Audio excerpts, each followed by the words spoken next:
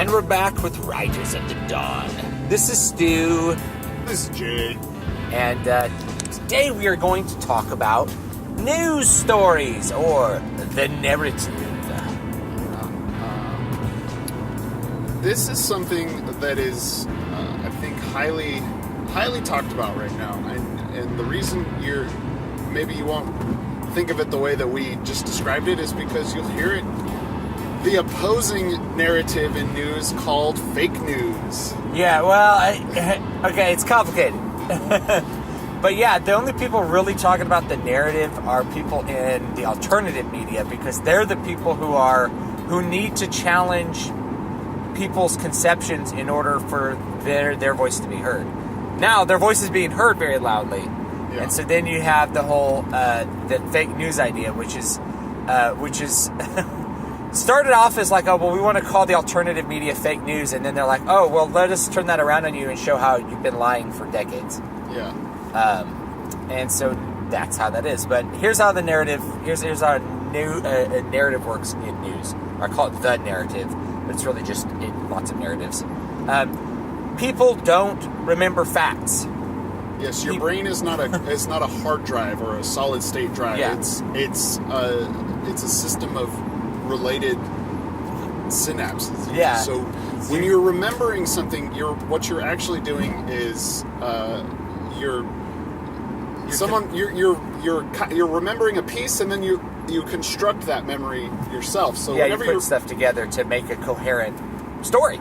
So actually, whenever you're I read this in a journal years ago, but the more often you remember an event, the less accurately you remember that event. So the more times you actually try and recall a certain event, you're actually more likely to misremember what actually happened in that event. Because you keep recontextualizing it. Yeah. You keep adding in context that wasn't there initially. And that's really what matters is that old word, context. Yes. So here's the way that basically the narrative with news works is that you tell somebody a story. And think about how you would tell anybody a story. Like, I went down to the store to get some milk, but when I was there, I saw Nutrageous, and I bought the Nutrageous, and I ate it, and then I regretted it, right? So like, there's a whole story. Man commits suicide from candy bar. Right? Whatever it is, it's like, now, for that, it could be, there's a feeling involved with it, but you could rewrite it. It's like, I went down to the store to get milk, saw Nutrageous, and I realized that, like, my life needed Nutrageous in it, and I ate it, and it was the greatest moment of my life.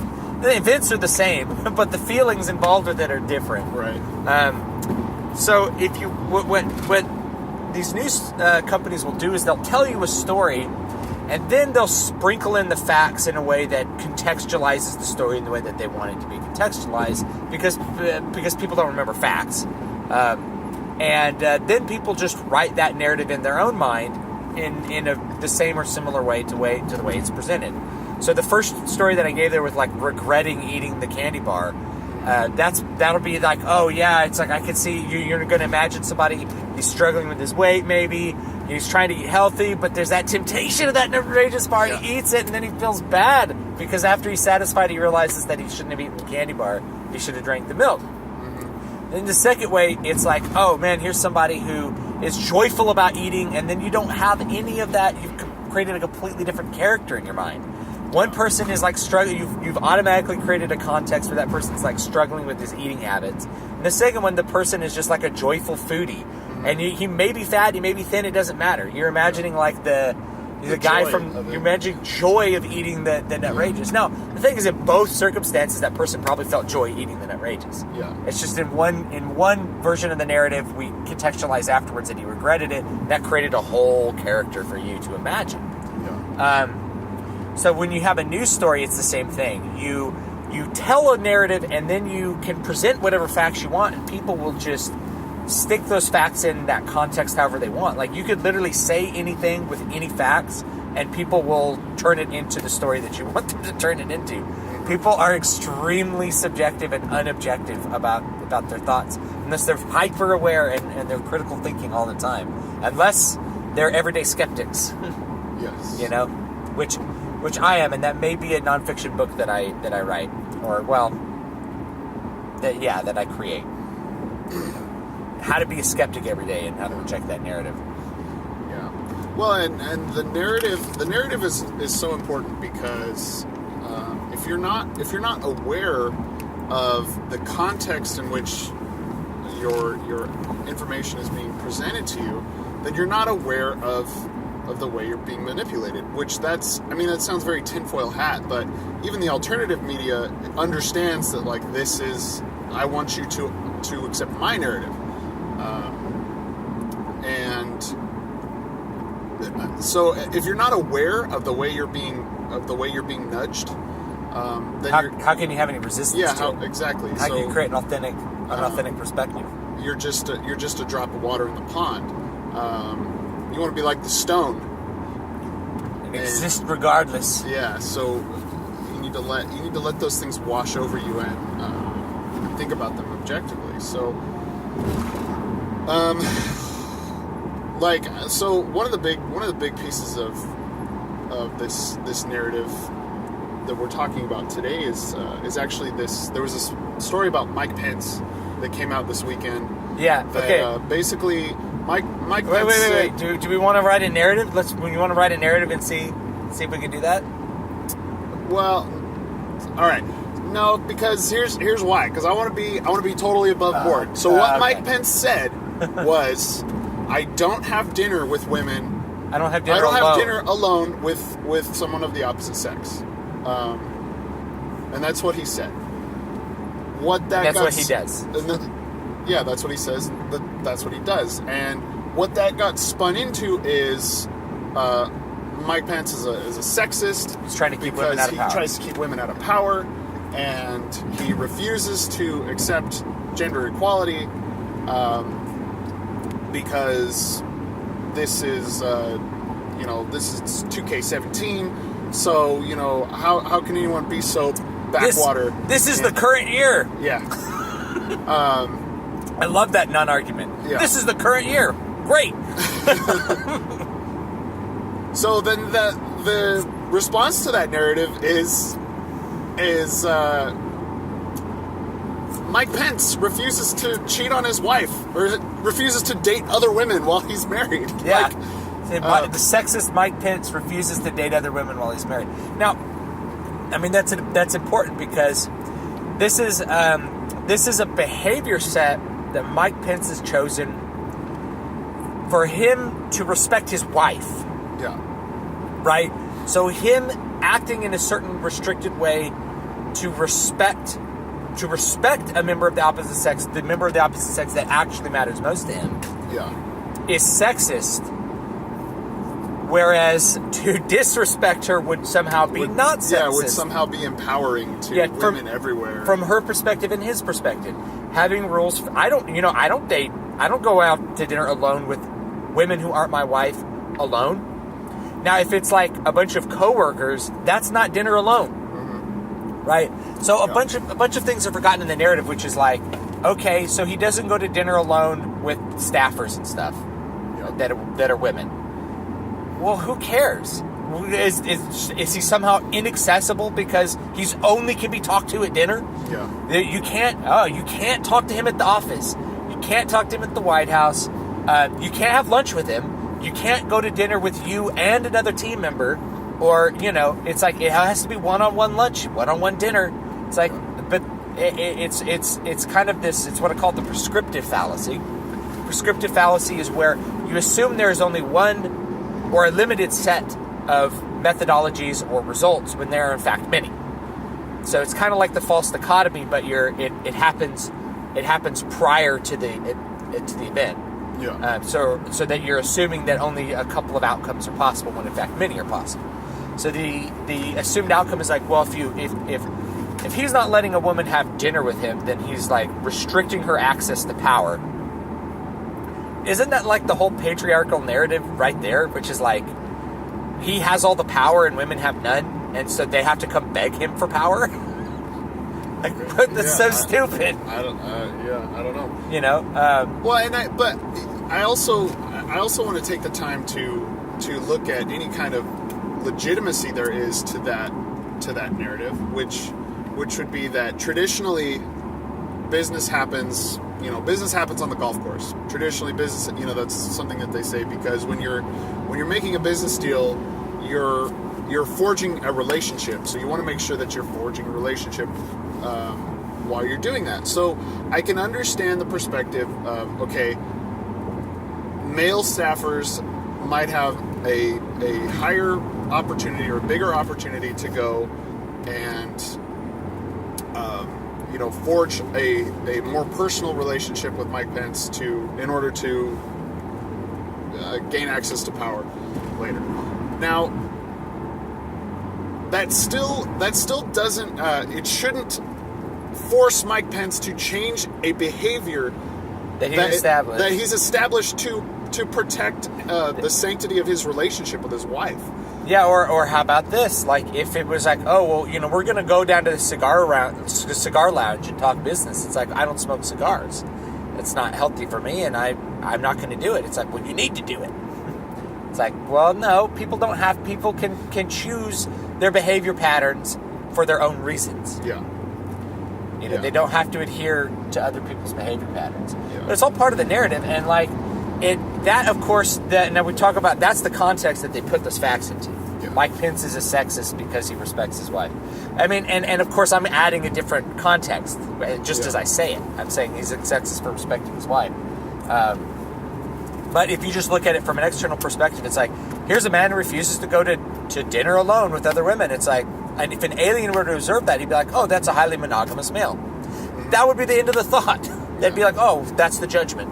He doesn't see other women. That seems like it's in keeping with humans' pattern of monogamy. Yeah. Next subject. Yeah. I get excited. But what's the broader context? Well, the broader context is, this patriarchy narrative, the feminist narrative, which is like, women don't have access to power. Women are subject to like some invisible patriarchy that you can't ever really seem to put our finger. It's this opportunity to say, like, oh, I put my finger on it. Yeah, finger on that patriarchy. And the issue is, like, if all you're seeing is this narrative about political leaders refusing to have dinner with person of the opposite sex due to their wife or to their spouse, then of course you're gonna think, oh man, well this is just another point in the box for this feminist argument. Like, wow, all I've been hearing about is how these women are oppressed, and then we don't think about like, I love this. This is one thing that just really got me was America is sexist because Hillary Clinton, they refused to elect a woman as president. Instead, we elected this misogynist Donald Trump. The anti-immigrant married to an immigrant. Well, and then we have the refusal of recognizing that a huge number of Western leaders are women. We've got Angela Merkel, Curse of the West. Angela Merkel. I'm trying to think of Theresa May, Prime Minister of Britain's had Britain. several female prime ministers. And of course Britain is still technically a monarchy, and it's a constitutional monarchy. God save the Queen, though, right? There's no king. I hope God does save her. There's no king. She needs help. Of Britain, you know what I mean? Yeah. So we're talking about institutionalized power here. If you're the freaking queen, all right, it doesn't get much more institutionalized as that. And then, of course, France, Marine Le Pen is looking really, really strong in those polls. No one wants to talk about these women. They only want to talk about the women that they see as being oppressed. Oh yeah, and the woman who didn't have lunch with or didn't have dinner with Mike Pence is like, I didn't feel slighted. We met some other time. Yeah, yeah. It's like, what? It's like, oh, I don't have dinner with women aren't alone. How about we meet tomorrow in my office? It's like, that sounds great. Yeah. Okay. Conflict resolved. Conflict resolved. Turned out there was no conflict because people manage their behaviors in all sorts of ways. Yeah. But it kind of goes into that whole story that, like, the evil patriarchy that oppresses women. And by the way, if there is a patriarchy, then that patriarchy is responsible for giving women the vote and women rights. So the patriarchy that oppresses women also gives them all of their rights and privileges, which seems incompatible. Yeah, incompatible with the narrative. Yeah. So okay, well, if there is a patriarchy, then you're only going to overcome the patriarchy by the patriarchy voluntarily destroying itself. Okay. So that's the thing. That's kind of the nail in the coffin right there. Yeah. But, it is a something of this broader feminist narrative. I didn't really expect that we would specifically talk about feminism. But Yeah, who cares? I think that's what we're talking about. Because this is something I saw on Google this morning was we A Google Doodle with nothing but no, but diversity. No, today this is something on my front page. It said understand the 20%. I'm like, uh-oh. So I clicked on it and it was all about this gender pay gap that only exists when you compare incomparable individuals. Yeah. So and I clicked on it because I wanted to see what it was, and it was a YouTube channel whose I'm sure is a Google run YouTube channel or some insider run YouTube channel where the comments were disabled and you couldn't see the likes or dislikes. And even though it was pushed on the front page of Google, only had like 10,000 subscribers. Like this is the kind of thing. And again, when you're a drop in the water, you see that and you're like, oh my God, it's so brave. It's so edgy and brave. Like, we need to talk about these things. And when you're a stone in the problem water, is, yeah. you look at that and you say, this is the narrative that they're pushing on me, but they refuse to allow alternate context. They don't allow someone to present another narrative. So and this is what, so the gender pay gap, if you guys need a brief overview, if you're comparing all men to all women, you're gonna see that there is that women over their lifetime earn less money.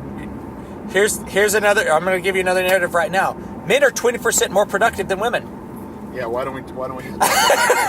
Men are actually might be more than that. It's like men are 30% more productive than women. And so they look at that like women earn less money over their lifetime. Well, let's create a bunch of extra context for that. Is that women don't do the same work as men. Women don't have the same lifestyle as men. Women don't have the same role in society as men because we're different. Women give birth to babies, and that's a big freaking deal. Women exit the workforce. Yeah, women exit the workforce to have children, which is incredibly important and undervalued, and that doesn't show up on GDP. The production of not just children, but everything you do in the home doesn't show up in GDP. Therefore, it doesn't show up as income, right? It doesn't show up as your production. So it's like women are earning less. It's like, but they're producing something that is by definition more valuable than what they would be doing otherwise, because otherwise they would be doing the other thing. Yeah. So it is by definition more valuable for them to be having children and doing the things that aren't being in the workforce than it is for them to be in the workforce. Otherwise they would do that other thing. Just like how if you have a choice between a bar of gold and a bar of silver, you choose whichever one is more valuable. Yeah. Right? And so that's it. We do that every single day. We choose whichever one has the best value proposition for us, whatever we value more. Yeah. So that means those women are choosing a different value. Tom Sowell did this in Economic Facts and Fallacies very quickly and very easily. When you compare unmarried men to unmarried women, they earn men who've never been married and women who've never been married, because that classifies a certain lifestyle. Women actually earn like 1 or 2% more than men. So it's imperative, right? Yeah. You compare men who are married and women who are married, you see an even bigger pay gap. Yeah. Because women who are married have children, stay out of the workforce. Men who are married, their productivity goes up. Yeah, because you're suddenly you have to provide for more than just yourself. So you have a motivation to provide for more things, but also the other person in the marriage does more of the home production, which frees you up to make more money. Mm-hmm. right, to go get more other resources. So that's something that actually does happen, and it's called like the marriage productivity increase. So men who are married produce more than men who aren't married. They make more money. They do better. They do better economically from that external perspective. But the thing is, anything that you do on your own doesn't show up on GDP. If you stay home and you build a table instead of buying one, then no money changed hands, and it appears that nobody produced anything. Yeah. But you did. You produced the table. Yeah. So it's the same thing with children. Yeah. And now you guys, this is funny because we're not all over the place. But if you're economically illiterate, like GDP sounds like it's everything. But GDP doesn't mean crap. Yeah, it means crap, but it doesn't mean. It's not what we think it means. So GDP is only a measurement of how much money has changed hands. Yeah, really. Yeah. So that which isn't the totality of the economy, and so especially when we talk about spouses who stay at home, their economic productivity doesn't show up on GDP. Someone who is a carpenter builds their own house. And they didn't buy a $300,000 house. Yeah, you don't see that. You don't see that $300,000 thing in GDP. Now you're going to see like construction materials purchased, which is going to be a different. It's a different thing altogether. But it's like the labor investment to build the house. It completely disappears from any kind of metric. Yeah. So that's the same thing with anything you produce at the home. If a woman stays home and she sews a garment, like Jay's wife is a really good tailor, so she'll make clothes for the kid, and it's like you made clothes for the kid instead of buying them. You've reduced GDP, but you haven't reduced production. You produced something for that child, right? You produced something of equivalent or greater value. Otherwise, you would have bought the item. Yeah. So it's like I don't know, when you actually put it in like a proper narrative, it's really just that men and women have different lifestyles, and the complaint, therefore, is that women stay home and have children. And that actually was like a women's lib complaint like 40 years ago. You need to go to work to help free women. From what? From staying home and living the life that I choose to live? It's like... So anyway, the importance of that narrative is really, really profound. But it all goes back to how you contextualize what Mike Pence does. Mike Pence operates a conservative lifestyle with a conservative marriage, a traditional set of values, and it's proof that you can take any behavior, you can take anything, and you tell a story, and people will just contextualize the facts to meet whatever story you tell them. Yeah. That, like, the fact that somebody doesn't go out to dinner with someone who isn't his wife is... Yeah, somehow you turn something of significance to society. You turn a symbol of virtue into something that is evil, and it's you can do it with anything. Yeah, you can do it with anything. And Donald Trump admits that Russia hacked election, and they show 2 irrelevant tweets. I saw CBS News did this last year, and it's like people are just like, "Oh, this is proof." It's like those tweets don't have anything to do with the story. You just contextualize them to mean something rather than looking at them on their own. So you got to think critically. That's all we have time for. Yep. This has been Riders of the Dawn. I'm Jay. You can find me at MatthewJWellman.com.